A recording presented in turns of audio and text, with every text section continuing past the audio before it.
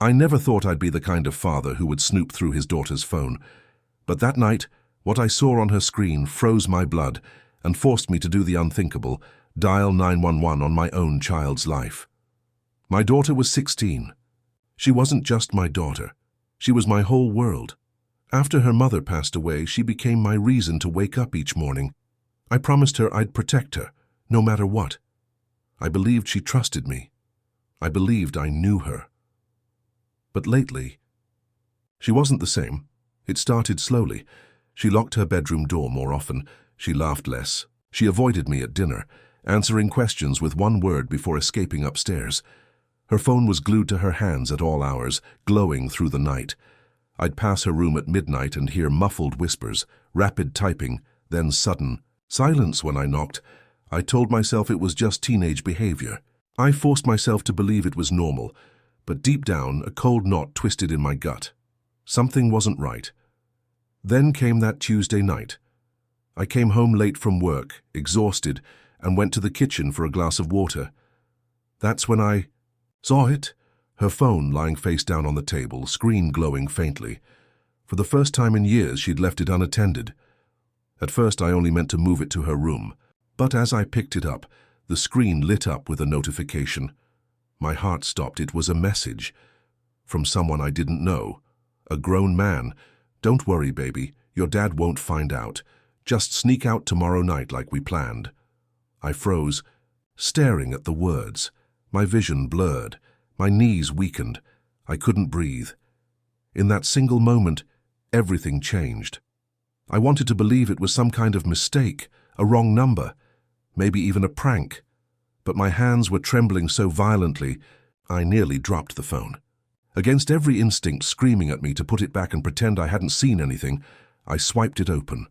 The messages were endless, dozens, no, hundreds of texts between my little girl and this man. "You looked so beautiful today in that skirt. I can't wait until we're finally alone. Don't worry, I'll take care of you better than your dad ever could." Each line cut me deeper than the last. My stomach churned as I scrolled faster, praying I'd misread, praying it wasn't what it seemed. But the worst came when I saw a picture, not of her, thank God, but of him. A man at least 40, smiling in a way that made my skin crawl. A stranger who had been hunting my daughter right under my nose. I wanted to smash the phone against the wall. I wanted to storm upstairs, wake her, and demand an explanation. But I couldn't. My hands were ice, my chest felt like it was caving in. Instead, I kept reading. "Remember, don't tell anyone. If your dad finds out, he'll try to keep us apart. He doesn't understand what we have." Every word was poison, and still she had replied, hesitant, nervous, but replying nonetheless. "Are you sure it's safe? What if my dad wakes up?" "Okay, tomorrow night I'll try." My breath caught in my throat. Tomorrow night. That meant less than 24 hours. My baby girl was planning to walk out of my home into the arms of a predator. For the first time in years, I felt utterly powerless. I had sworn to protect her, and yet somehow this had slipped right past me. But not anymore. That's when the cold certainty hit me. This wasn't just a teenage mistake. This wasn't something I could ground her for or shout about. This was life and death, and the only way to stop it here was to get the police involved. I set the phone down, but my hands wouldn't stop shaking. I stared at it like it was a venomous snake. My heart pounded so violently I could hear the blood in my ears. For 16 years I thought I had done enough. I gave her love, I gave her a home. I worked extra hours to keep a roof over our heads, and still somewhere in the shadows, this monster had found a way in. The thought of him touching her made bile rise in my throat. My daughter, my innocent little girl, was being hunted like prey. I staggered to the sink and splashed water on my face, but it didn't stop the trembling. I wanted to scream, to punch something, to destroy the world around me until this nightmare ended. But I knew rage wouldn't save her. I needed to think. I needed to act.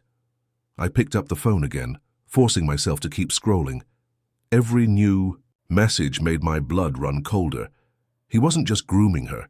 He was planning. Times, places, promises of gifts, talk of running away together. I clenched my fists until my nails dug into my palms. How could she believe him? How could she trust a stranger more than her own father? The betrayal stung like fire, but beneath it all was fear. She wasn't thinking clearly. She was a child. He was twisting her mind. I knew if I confronted her right then, she'd only defend him. She'd tell me I was overreacting. Maybe even run to him faster. And that's when I realized I couldn't handle this alone. The weight of that truth nearly crushed me. Fathers are supposed to be strong, supposed to protect without asking for help. But what I saw on that phone wasn't something I could fight with fists or lectures. It was a trap, a predator's snare, and my daughter was halfway inside. I had no choice. My pride didn't matter anymore.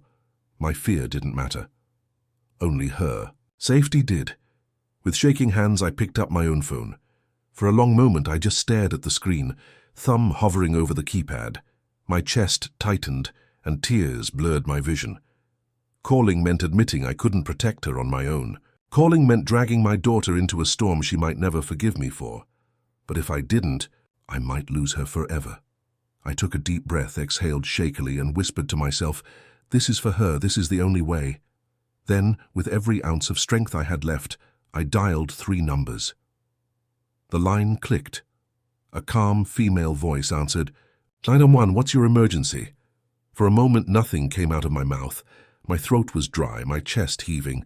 I had to swallow hard before words finally broke free. My daughter," I stammered. "She's 16. I found messages on her phone. A man. He's planning to meet her tomorrow. He's asking her to sneak out. I think he's grooming her." There was a pause, but not hesitation. The operator's tone sharpened instantly. "Sir, I need you to stay calm. Is your daughter safe right now? Is she in the house?" I glanced toward the staircase. Her bedroom. Light was off. She was sleeping peacefully, oblivious to the storm crashing beneath her feet. "Yes," I whispered. "She doesn't know I found the messages." "Good. Do not confront her right now," the operator instructed firmly. "Do not alert her. We're going to send an officer to your address immediately. I also need you to forward us screenshots. Of the conversations, if possible. This is serious, sir. You did the right thing calling." Her words hit me like a hammer. You did the right thing. I wanted to believe that. But my heart was breaking. Calling the police on your own child's secret. Betraying her trust before she even knew I'd seen her phone. It felt like cutting out my own heart. But then I pictured that man's messages again. His face, his promises, his lies. And I knew. This wasn't betrayal. This was salvation. "I'll send them," I said hoarsely. The operator's tone softened slightly. "Stay on the line with me until officers arrive, okay? You're not alone in this." Not alone. I glanced around my dark kitchen, the hum of the refrigerator, the only sound besides my ragged breathing. For the first time all night, I felt the faintest flicker of relief. Someone else was stepping into this nightmare with me. Still, the fear didn't fade. Because as I sat there clutching, the phone, one thought gnawed at me. What if I was already too late? Red and blue lights painted my living room walls before I even hung up the phone. 2 patrol cars pulled up silently, their engines humming low in the night.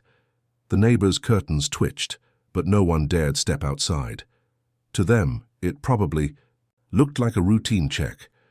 To me, it was the end of my world. I opened the door with hands that wouldn't stop shaking. 2 officers stepped in, their expressions professional but not unkind. One of them, a woman with sharp eyes, spoke first. "Sir, I'm Officer Ramirez. This is Officer Collins. You're the one who made the call." I nodded quickly. My throat felt tight. "Yes, it's my daughter. She's asleep upstairs, but her phone—" I shoved it toward them like it was cursed. "There are messages. From a man. He's trying to meet her. Tomorrow night." "Officer." Ramirez took the phone carefully, scrolling through the screen with a grim face. Collins leaned over her shoulder, his jaw tightening as the messages appeared. "This is serious," Collins muttered. "He's not just fishing, he's grooming her. He's already made plans." Hearing it out loud made my stomach twist. My knees threatened to give way, and I had to steady myself on the back of the couch. Ramirez looked up at me. "You did?" "The right thing, sir. If you hadn't found these, tomorrow could have been—" She didn't finish the sentence. She didn't need to. The silence said it all. "Is she in danger now?" I asked desperately. "Is he watching her? Tracking her somehow?" "We'll figure that out," Ramirez assured me. "For now, do not confront her about this. If she feels cornered, she might try to run straight to him.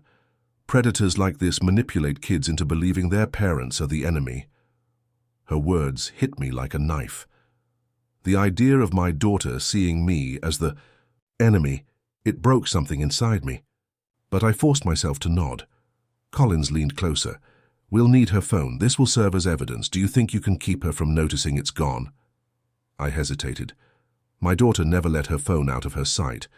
If she woke up and saw it missing, she'd panic. "But what choice did I have?" "Yes," I whispered. "Take it. Just please protect her." Ramirez gave a small, firm nod. "That's what we're here for.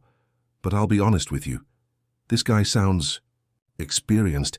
He's probably done this before, and if he's done it before—" She let the sentence trail, her eyes hard. Collins finished it for her. "Then your daughter isn't his first target, and she won't be his last unless we stop him." The room seemed to tilt. I clutched the edge of the table, staring at the floor as a single thought repeated in my head. This man wasn't just a threat. He was a predator, and my daughter was just one name in a list of victims he was hunting. The officers sat with me at the dining table, the glow of my daughter's phone lighting their serious faces. Ramirez asked quiet but pointed questions, while Collins took notes. "When did you first notice her behavior changing?" "A few months ago," I admitted. "She locks her room, stays on her phone all night.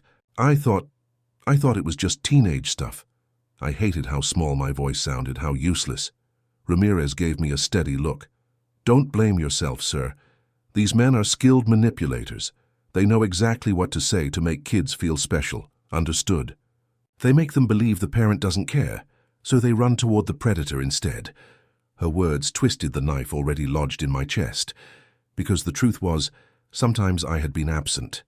Late nights at work, exhaustion, snapping at her over small things. What if my mistakes had made her easier prey? I rubbed my face with both hands, shame burning through me. "I should have seen it sooner. I should have—" Collins interrupted firmly. "Don't go there. This is on him, not you. Parents can't monitor every second. What matters now is you caught it before it was too late." Too late. The phrase echoed in my head like a curse. Ramirez leaned over the phone again. "We'll request her chat history from the service provider, but from what I'm seeing, he's been talking to her for weeks. Maybe months." She scrolled further back. My stomach dropped as more messages surfaced. Compliments, flattery, subtle guilt trips whenever she didn't respond fast enough. Carefully planted seeds to turn her against me. "Your dad doesn't get you like I do. He's too strict. You deserve freedom. I'm the only one who really understands you." My hands clenched into fists on the table. How dare he? How dare he poison her mind against me while pretending to care? Ramirez's tone grew colder. "This man knows exactly what he's doing. He's setting her up to isolate her completely." Collins looked at me gravely. "Sir, we need to prepare you. When she finds out we're involved, she may lash out. She may even defend him. It's common for victims to believe they're in love." The thought made me sick. My little girl believing this monster was her savior. I shook my head, tears burning in my eyes. "She's just a kid. She doesn't understand. She thinks she's making choices, but he's pulling the strings." Ramirez's gaze softened slightly, but her voice stayed firm. "That's why we're stepping in. We'll protect her, even from herself if we have to." And as much as it broke me, I nodded, because in that moment I knew saving her meant she might hate me for a while, but letting her walk into that man's arms, that would destroy her forever. Collins excused himself to the patrol car parked outside, radio crackling as he relayed information. Ramirez stayed with me, her eyes never leaving the phone. The quiet hum of the refrigerator was the only sound. Between us until Collins returned, a grim shadow on his face. "We ran the number," he said flatly. "It's not just some random guy, he's already on record." My stomach flipped. "What do you mean, on record?" Collins exchanged a look with Ramirez before answering. "Registered sex offender, convicted 10 years ago for solicitation of a minor. He's been off the radar for months, Looks like he's resurfaced, and your daughter is his target." The words slammed into me like a sledgehammer. My vision blurred. My ears rang. I gripped the edge of the table so hard I thought, "It might splinter," Ramirez added, her voice sharp but steady. "This isn't just grooming anymore. This is escalation. He's moving faster, pushing her to meet in person. If he succeeds—" She didn't finish. She didn't have to. I staggered back, pacing the kitchen like a trapped animal. Rage and terror fought inside me. Every image in my head was worse than the last. My daughter in his car, my daughter disappearing into the night, my daughter never coming home again. "How long has he been doing this?" I demanded, my voice breaking. Collins shook his head. "Too long. And if he's been quiet, he's careful. That makes him more dangerous. Predators like this don't stop until someone stops them." Ramirez leaned forward, lowering her voice. "Sir, listen to me carefully. He thinks tomorrow night is the meeting. That gives us a narrow window. We can set up a sting, but you must not alert your daughter. If she warns him, he'll vanish again, and it could take years to track him down." My mouth went dry. A sting? Using my child as bait? The thought made my blood run cold. "No," I snapped. "I won't risk her like that. She's my daughter, not some—" Ramirez cut me off firmly but not unkindly. "We're not asking you to risk her. We'll take control of the communication. We'll intercept him before he ever gets close. But to do that, we need your cooperation. We need access to her phone, her schedule, everything." The room felt smaller, darker, like the walls were closing in. I wanted to scream, to run upstairs, to lock my daughter in her room and never let her out again. But I knew it wouldn't work. If I tried to cage her, she'd just break free and run straight to him. The only option left was to trust the very people I had just dialed out of desperation. I nodded slowly, my voice barely a whisper. "Do whatever you have to, just don't let him take her." Collins scribbled something in his notebook, then met my eyes. "We won't. But, sir, prepare yourself. This isn't going to be easy. Tomorrow night may be the longest night of your life." And as I sat there staring at my daughter's silent phone, I realized something terrifying. Tomorrow night wasn't just about saving her. It was about catching a predator before he destroyed someone else's child, too. The clock ticked past midnight, but sleep was impossible. My daughter's soft breathing upstairs should have comforted me, but it didn't. All I could think about was how close she had come to vanishing into the night forever. Ramirez spread papers across my dining table, printed logs, maps, and a timeline scribbled in black ink. Collins stood beside her, arms folded, his jaw set like stone. "Here's the plan," Ramirez said, her voice sharp and precise. "We let him believe tomorrow night's meeting is still happening. He thinks she'll sneak out at 11. Instead, we'll be waiting." I felt sick. "Waiting? You mean using her?" Collins shook his head. "Not exactly. We'll control the phone. Our cyber team can mimic her texts, keep him hooked. At the meeting spot, he'll think he's getting her, but he'll get us instead." It sounded simple on paper. Too simple. My mind reeled with all the ways it could go wrong. What if he gets suspicious, I asked. What if he bolts? What if— Ramirez cut me off gently but firmly. "That's always a risk. But right now it's our best shot.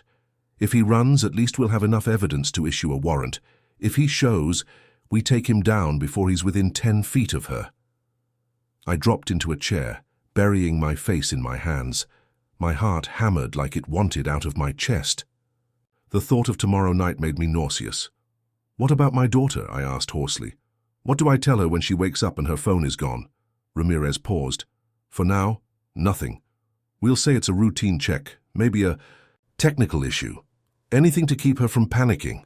Sir, I need you to understand, if she senses you've betrayed her trust, she may try to contact him from another device. That could compromise the entire operation." Her words cut deep. The idea of lying to my own child, of pretending I hadn't seen the darkness swallowing her, felt unbearable. But if I told her the truth, I'd be handing her back to the wolf. My throat tightened. "She's going to hate me for this." Collins's voice was steady. "She might, for a while. But hate fades. Losing her doesn't." Silence hung heavy in the room. Only the faint tick of the clock filled the air. Tomorrow night loomed like a storm on the horizon, and I had never felt smaller, weaker, or more afraid. Ramirez gathered the papers and gave me a long look. We'll handle the predator, but tomorrow night you need to stay strong for her. No matter what happens, she can't see your fear. If she does, she might run toward him instead of away. I swallowed, hard, forcing down the dread clawing up my throat. Strong. That was the word I'd clung to for 16 years, even when I felt broken inside. But tomorrow I'd have to be stronger than I'd ever been. As the officers packed up and prepared to leave for the night, I caught one last glimpse of my daughter's darkened room upstairs. She slept peacefully, dreaming her teenage dreams, unaware that a nightmare was waiting just outside her world, and I made myself a promise in that moment. No matter what it cost me, I would not let that nightmare touch her. Tomorrow night, everything would change. The next day crawled by like a slow, merciless clock.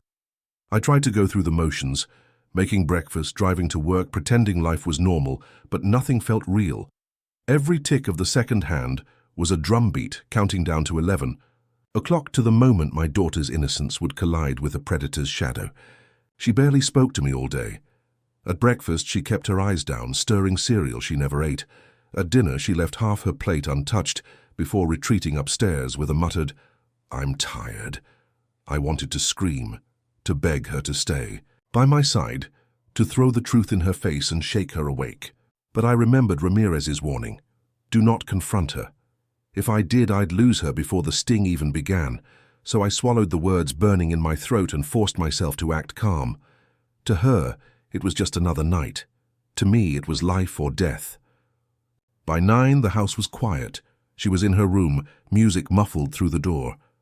I sat downstairs, every muscle tight, waiting for the knock I knew was coming.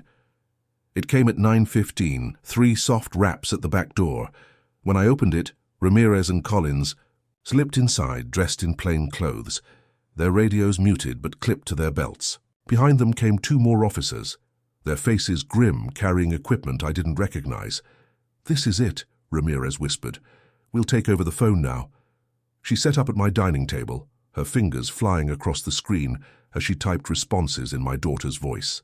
Collins kept checking the window, his eyes scanning the dark street outside. I hovered near the stairs, every fiber of me wanting to run up, hold my daughter, and never let her go. Instead, I listened as Ramirez read aloud the latest message. "I'll sneak out at 11 like we planned. Can't wait to see you." My chest tightened. Even knowing it wasn't really her typing, hearing those words made me feel like I was drowning. Ramirez glanced up at me. "He took the bait. He'll be there." Collins adjusted his radio. "Units in position?" A crackle of confirmation came back. Officers were already waiting at the meeting spot, a park less than a mile from my house. Ramirez locked eyes with me. "Sir, I need you to stay here. Your daughter must not suspect anything. If she tries to sneak out, stall her. Anything you can do to keep her inside. But do not reveal what's happening." I nodded, though my insides screamed in protest. How was I supposed to lie to her, face while strangers hunted the man who was hunting her? As the officers finalized their plan, I sat on the edge of the couch, staring at the ceiling, listening to the faint creak of her footsteps above me. Every sound in the house felt amplified, the tick of the clock, the hum of the fridge, the whisper of wind against the windows, and then the thought hit me like ice water. What if he came early? What if he was already out there, watching my house, waiting for her to appear? I couldn't shake the feeling that eyes were already on us. Every creak of the porch, every rustle of the bushes outside sent shivers crawling down my spine. At 10:45, Ramirez's phone buzzed. She read the screen aloud, her voice steady but clipped. "I'm here. Same spot. You coming?" My stomach dropped. He was early. Collins swore under his breath, pressing his radio. "Suspect on location. All units hold visual. Do not engage until the signal." Ramirez typed back quickly, still pretending to be my daughter. "I'll leave in 15. Dad's asleep." Her calmness amazed me, but inside I was on fire. Upstairs I heard my daughter moving around, the faint scrape of her dresser drawers. She was changing clothes. The trap was seconds from collapsing. I ran to the stairs, my voice trembling as, I called out, "Sweetheart, you okay?" There was a pause, then her muffled reply, "Yeah, just getting ready for bed." Lie. A lie I might have believed if I hadn't known the truth. I hovered at the bottom step, gripping the railing so hard my knuckles turned white. Part of me wanted to rush up, block the door, and never let her leave. But Ramirez's voice cut through my panic. "Trust us. Keep her inside until 11:05. That's when we'll grab him." Lun 5. Every second until then stretched like an eternity. At exactly 11 kangs, footsteps came down the hall. My daughter's door clicked softly shut. I could picture her now. Hoodie on, sneakers laced, phone in hand, believing she was heading out to meet a friend. I stood frozen, torn in half. Then Ramirez's radio crackled. "Suspect is pacing, looks nervous, possible weapon in his jacket pocket." My blood ran cold. Weapon. The word echoed in my head like a gunshot. This wasn't just about luring her away anymore. If she made it out that door, she might not come back alive. C3. The seconds bled like hours. From the living room window, I caught the faint beam of headlights idling at the curb. A dark sedan, engine humming low. The silhouette of a man inside, restless, tapping something against the steering wheel. Ramirez whispered into her mic. "Target confirmed, he's armed, all units on standby." My daughter's footsteps echoed down the stairs. Each thud of her sneakers was a nail in my chest. She moved with the careless ease of a teenager sneaking out. No idea she was walking straight into a predator's snare. "Where are you going?" I asked, voice shaking despite myself. She froze, hoodie half pulled over her head. "Just getting some air." A pathetic excuse, but her eyes, darting toward the window, toward that car outside, betrayed the truth. I wanted to scream, to tell her everything, but Ramirez had warned me, if she knows, she'll panic and the suspect might bolt. So I nodded stiffly, pretending to buy her lie. My chest burned like fire as she reached for the doorknob. 2:04. Collins's voice cut through the radio. "Unit 2 in position. Suspect exiting vehicle. Approaching the house." The world narrowed to a tunnel. I saw him, tall, hooded, hand buried deep in his pocket. His shadow stretched across our driveway, growing larger with every step. My daughter reached for the lock. I lunged forward, my hand clamped over hers on the knob. "Wait." Her eyes widened. "Dad!" Before she could finish, the porch light flicked on. The man was right there, 10 feet away, his face twisting into something monstrous the moment he realized I was standing guard. Then chaos erupted. "Police, get down!" Ramirez and Collins burst from the shadows, guns raised, voices slicing the night. Red and blue lights exploded against the walls of our home. The man spun, hand flying from his pocket, gleam of metal flashing. I shoved my daughter behind me. Time slowed. Sirens wailed. Officers tackled him to the ground just as his hand snapped upward. A knife clattered onto the pavement, spinning under the porch light. My daughter screamed, clutching my arm, trembling as reality crashed down on her. And for the first time she understood. This wasn't some silly teenage secret. She had been a breath away from being taken, or worse. The night exploded into shouting, sirens, and the crackle of police radios. The man was pinned to the ground, face pressed into the cold concrete, wrists cuffed tight behind his back. The knife glinted under the porch light until an officer kicked it safely out of reach. My daughter clung to me, trembling so hard I could feel her heartbeat pounding against my chest. "Dad, what just happened?" Her voice was small, broken, like a child again. I pulled her close, kissing the top of her head before whispering, "You almost walked into a nightmare, sweetheart. That man wasn't your friend. He was hunting you." Her eyes filled with tears. "But how did you know?" I hesitated, then said the words I'd been holding inside since the moment I opened her phone. "Because I saw everything. The messages, the threats, the pictures. I couldn't stay silent. That's why I called 911. Her face drained of color, realization hitting like a storm. I thought it was harmless. He said he cared about me." I gripped her shoulders firmly, forcing her to look at me. "Listen to me. People like him don't care. They pray, they lie. And tonight, if the police hadn't been here..." My voice cracked. I don't even want to finish that sentence. Behind us, officers hauled the suspect to his feet. He spat curses, thrashing, but the cuffs held. Ramirez's voice was firm as she read him his rights. Collins muttered, "We've been chasing him for months. Tonight we got him red-handed." My daughter buried her face against me, sobbing. "I'm sorry, Dad. I didn't know. I didn't know." Tears stung my own eyes, but I held her tighter than ever. "That's why I'll always check. That's why I'll never stop protecting you, even if you hate me for it." The blue and red lights painted our living room walls like fire. Neighbors peeked from their windows, whispering, pointing, but I didn't care. All that mattered was that she was still here, still safe. For the first time all night, I let myself breathe. And as the squad car pulled away with the predator inside, I realized something chilling.